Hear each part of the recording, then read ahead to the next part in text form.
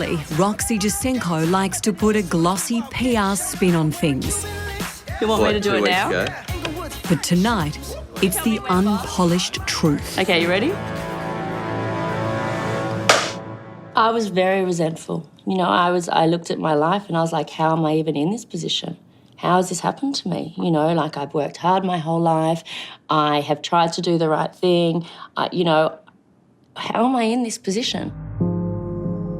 You know, I got married thinking that, you know, life was going to be rosy and I'd be playing tennis and eating cucumber sandwiches.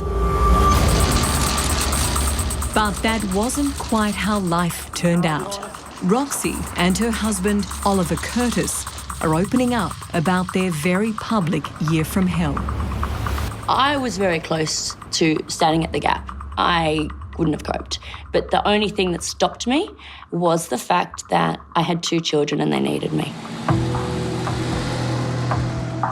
What I did was wrong and take full responsibility, and, you know, you have to accept that, and I'll forever live with that. He spent 12 months in jail. What do you think of the verdict today? She had a nervous breakdown and developed cancer.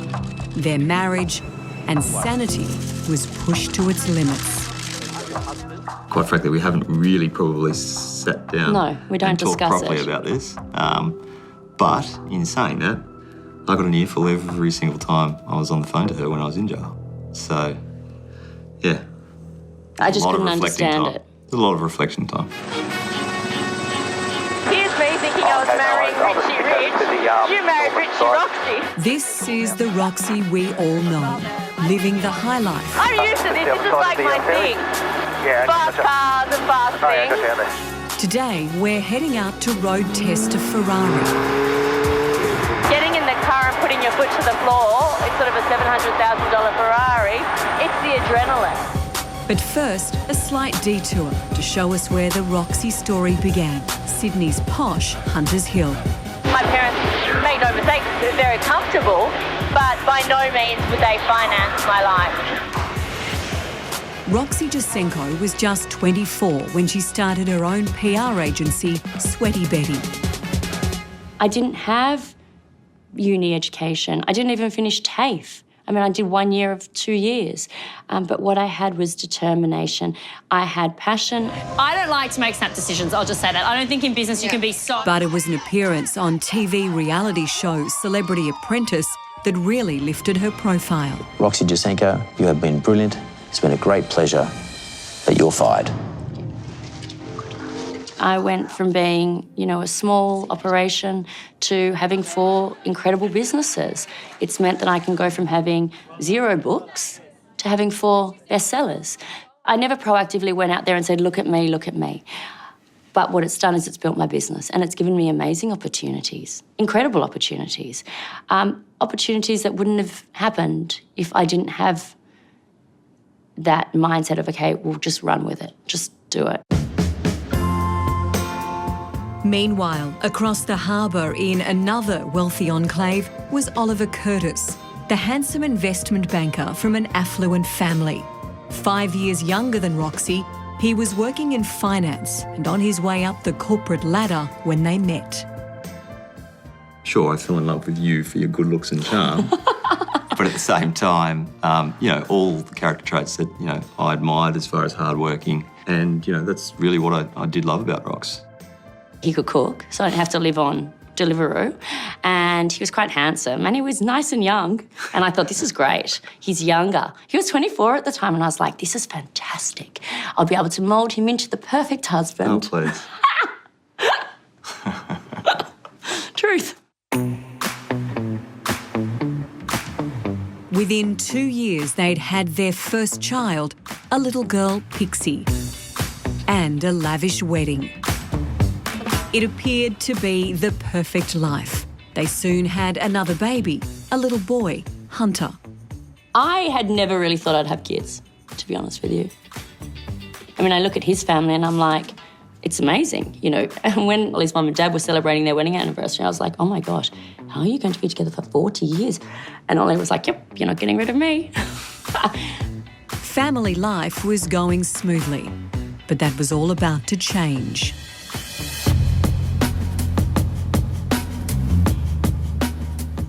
in 2007, 3 years before the couple had even met, 21-year-old Oliver Curtis was working as an investment banker in Sydney's CBD. His best mate, John Hartman, was an equities dealer. Together, the pair hatched a plan to make big money through insider trading, with stock tips provided illegally by Hartman. You know, I was with a friend at the time, and you know, he was my best friend, and it just didn't seem wrong at the time, basically. Do you regret it?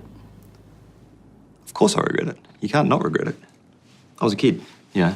I was a silly kid and caught up in a world that was Fast. high finance, you know, pre-GFC.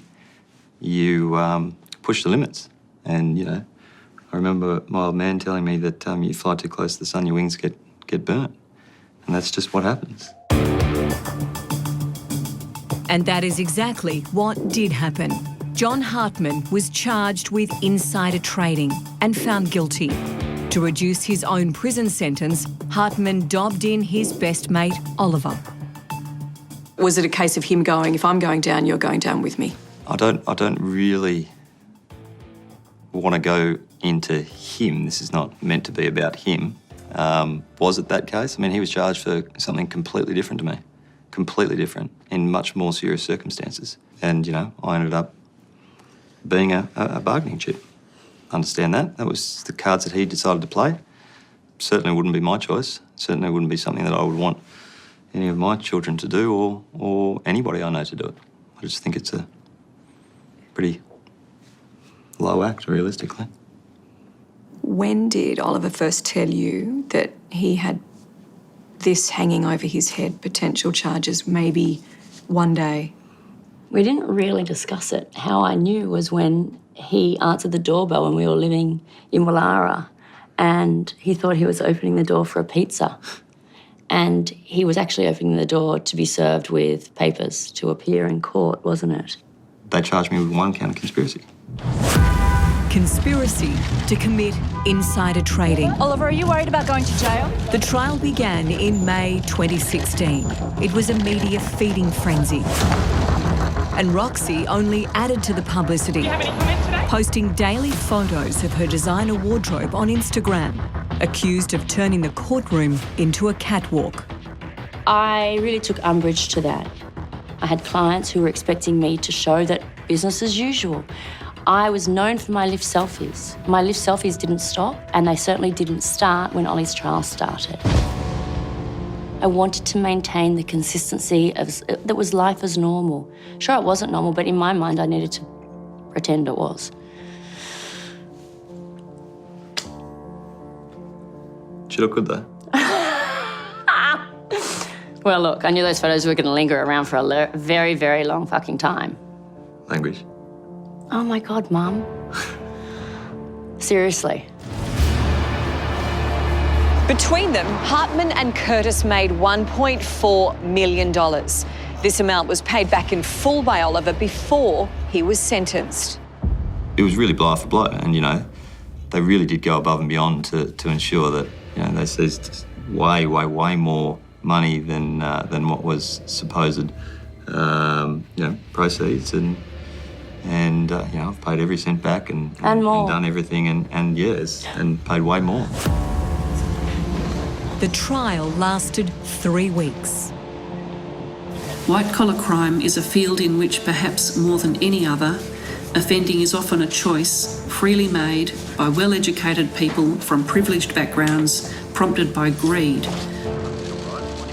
You know, I'd prepared and been told to go and put on 2 layers of thermals because it was winter, and by the time you get to a correctional centre, middle of winter, you won't have anything, it'll be freezing, so, you know, wear thermals under your suit. So I'd gone and done that, and the emotion of waking up that morning, going giving your kids a kiss and saying goodbye, and then, yeah, it was tough. Going through that emotion of giving the kids a kiss.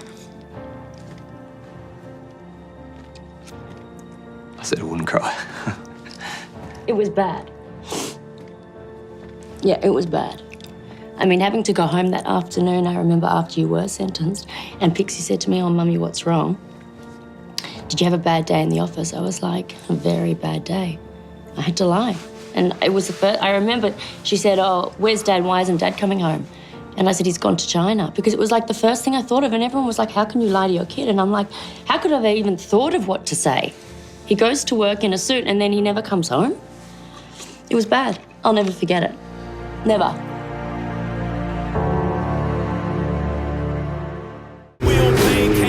Roxy Jacenko lives life in the fast lane.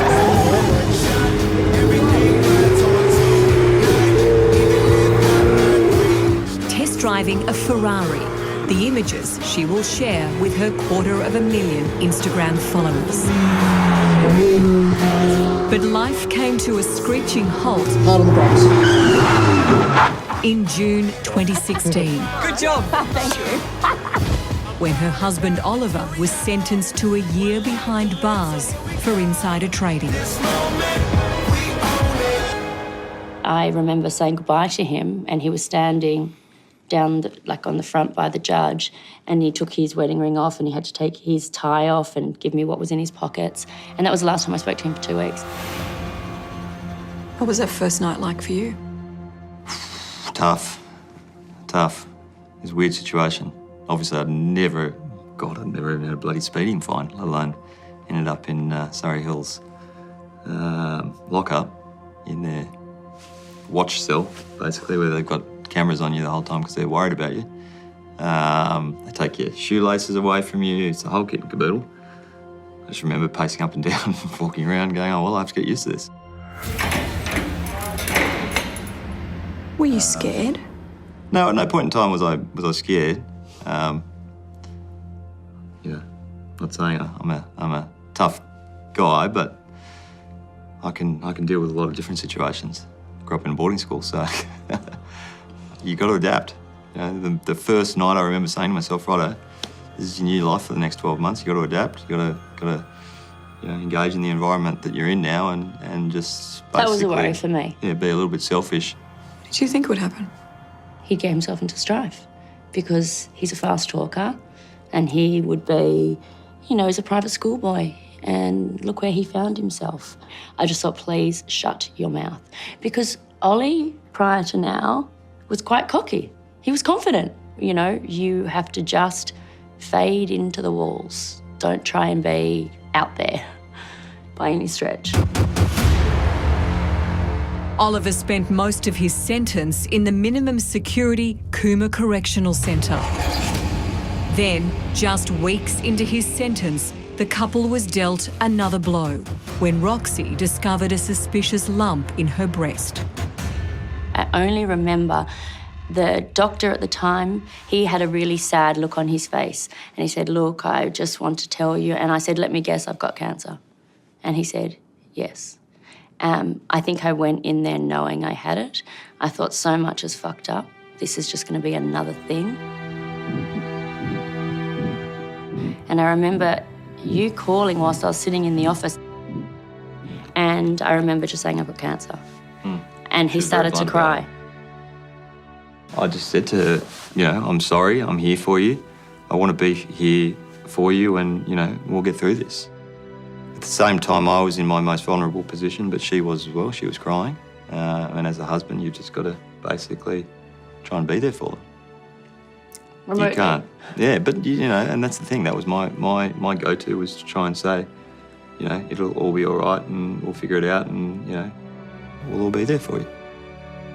It got pretty bad. There was a lot of resentment. It was difficult. Very, very difficult time for me. I was very resentful. Life is a mess, and you gave me cancer. That's what I said. Yeah. So I told him. I blamed him. Let me tell you. Yeah. I mean, I felt bad saying it, but to be honest with you, at the time, I was very resentful. I was resentful I had to lie to the children. I was resentful that I had to be on my own. I had to work. I had to look after the children. I couldn't cope. No. I had a nervous breakdown. But I had to have this public persona that was, everything is fine. Well, everything wasn't fine. I mean, I went from a normal person to a nervous breakdown person. who didn't eat and went out and indulged in things I shouldn't have indulged in. I had cancer. I weighed like 45 kilos. And yeah, I said to him, it's your fault. This is all your fault. And what have you got to show for it? Nothing. Grace is ready with the business card. She'll be like this along the Now watch yourself on the stairs, Gracie. Don't be falling up. You know, I think I started living a life very quickly as soon as Ollie went to jail that was fast, and that was drinking too much and consuming things that I shouldn't have been consuming. Because it was my way of, okay, this is my situation, and I went rogue, basically. And I remember I would go out and I'd come home at all hours of the morning. I basically lost my marbles. I remember driving Ollie's car and parking it, and then the next day going downstairs and looking at it and it was all smashed up. And I was like, I don't even remember how I did it. That's better. We look very good. Just like, come on, Rox, like this is just getting fucking ridiculous. It's bad. I was living And I on knew what was happening. She wouldn't listen to me. I'd try and put her in alcohol and line, drugs. and it was just ridiculous. A lot of reflection time. And I think that was probably half the reason why you ended up, playing up the way you played up. There's a lot of resentment. Were you trying to hurt him? No. Oh, No, I don't think I was at all. I think I was so you were out of control, mentally unstable that I didn't have any thoughts about anyone at all. No. I'm sorry. You were living your life that you thought you wanted to live to try and... It was a coping mechanism. Yeah. For me. Sure. How did you survive it? I didn't know if we would. No, I didn't know either. I had seen a divorce lawyer because I was like, I don't think I can cope with this anymore. It was tough 12 months, let me tell you. Yeah, I didn't know. But even tougher for Oliver was the separation from his 2 children. Roxy had told them their father was away in China on business. She decided to take 2-year-old Hunter to visit his dad in Cooma jail. I said, we're going to China today to visit Daddy. And I said, but you must do me a favour. You can't tell Pixie. You know, Pixie understands. And I didn't want her to feel that I'd left her out of visiting China. I felt like I needed to do it for Ollie. I needed to take Hunter to see you. Obviously, I didn't have a big presence there. I think you also wanted to have people around you every time you came. I didn't think you wanted to actually have just you and I, because you didn't want questions asked. I did it for you. I don't think I did it because I didn't want questions asked. I'm a PR girl. Please, I could have answered your questions. No, it was for you. Baby, baby, baby, I'm coming home. The next time Oliver would see his children was when he was released from jail. When are you seeing Roxy? Roxy arrived with the kids in a private jet she chartered. Yeah, I remember getting in the car. Guys, out of the car. Out of the car. Then it was hot-footed from the jail, which is in town, to the airstrip, which is quite a while away. And there was cars and motorbikes and everything following us. I just remember walking through, getting on the tarmac, and Pixie and Hunter were dressed impeccably, of course. And they just were screaming out, "Daddy, Daddy, Daddy." I had to hold them back because Hunter was trying to jump out down the stairs. I'm like, no. I literally hadn't even spoken to Pixie for 12 months, let alone seen her. So, yeah, it was pretty emotional, and then jumped on the plane, and I was Miss Awkward. it was a bit awkward.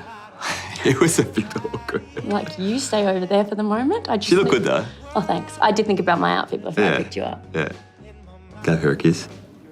And, yeah, I just cuddled them and held them, and it was amazing. With Oliver now back home, it was time to tell Pixie the truth. How did you tell Pixie?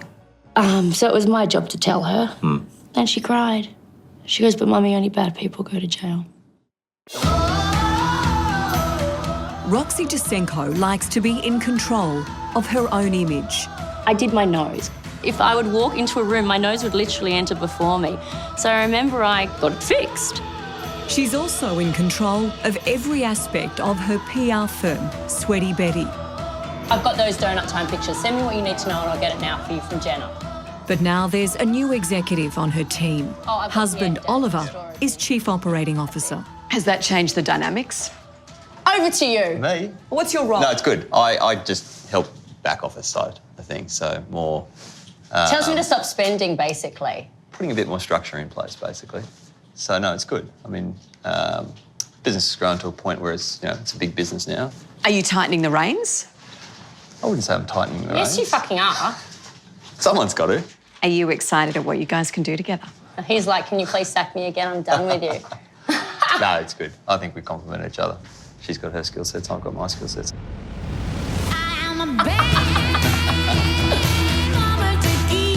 Circulation must be much higher than 200,000, if that's the case. He's pretending he knows what he's talking about. Yeah, exactly. So this is that. Oh my gosh, look at all the colours. They're beautiful. And then this is the... Oh, there's more. And like mum and dad, the kids are showing entrepreneurial skills too. Daughter Pixie has a booming international business selling bows. Mummy, you need to ask whoever makes them do that colour with black spots. It's doing well for her, and I know that when she's 18, she'll have an opportunity to buy property or do what she wants to do with that money. Heck, she'll probably retire at 15. We'll still be working. Today I'm going to be making slime. Pixie and Hunter also have their own YouTube channel reviewing toys. Today, it's how to make slime. Oh, now it's gone all... No, that's good. That's good? Yeah. You need to mix it until it's not like scrambled eggs. Because yours is like scrambled eggs now.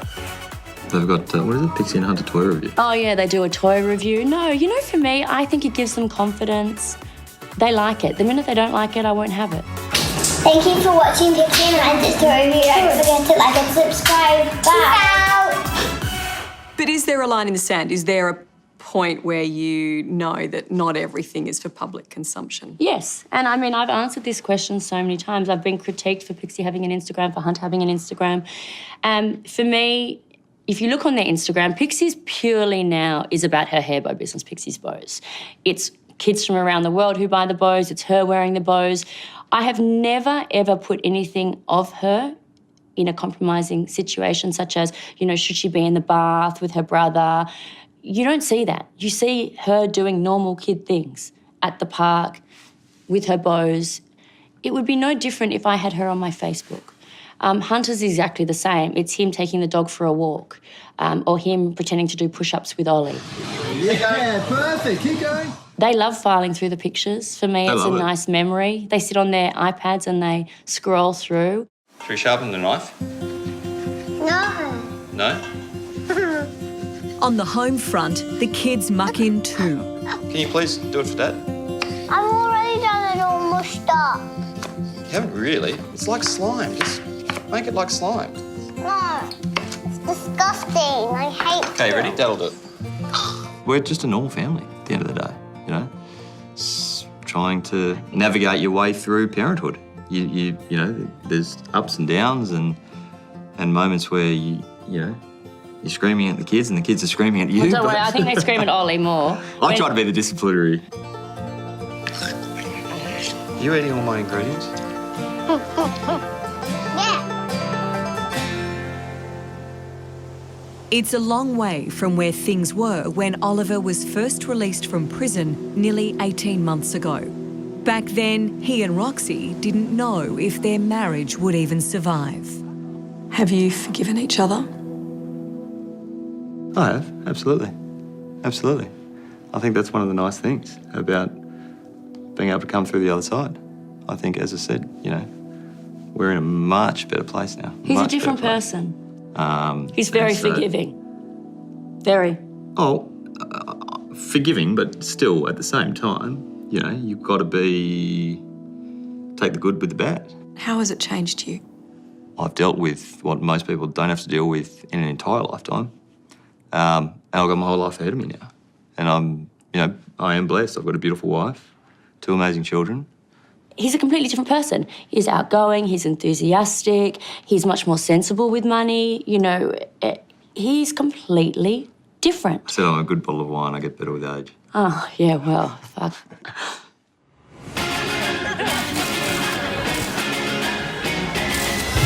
Come on, why am I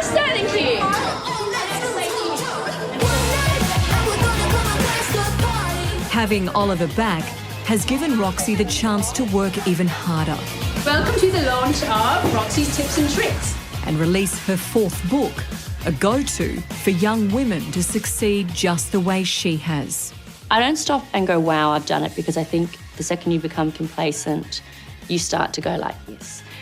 The reason I guess the business has grown from 1 to 2 to 3 to 4 and the books have happened is because I've always looked at it's not good enough, it's not good enough, do more, push harder, succeed more. In typical Roxy fashion, she won't let anything hold her back, even her own health. She gets regular breast checks to make sure the cancer hasn't returned. Muscle, breast tissue, and then a little bit of fat. Do you get nervous when you get tested now? No, you know what? I think there has been so many hurdles over the course of probably the last 10 years that it's just like another day. What will be, and I have a duty to always have a positive mindset, because if I didn't, I'd be in the corner crying all the time. I don't think about it. I think the more you stew on stuff and the more you get worried by stuff, the harder it is to get over it. And that is Roxy and Oliver's approach. Deal with life and keep going. I look at so many people in my world and I go, you know, why are you pretending you're something that you're not? I want to be the girl who was the shit student, who had the husband who went to jail. I misbehaved when he was there. You know, I've had cancer. I've come out the back of having cancer. I've had ups and downs with my business.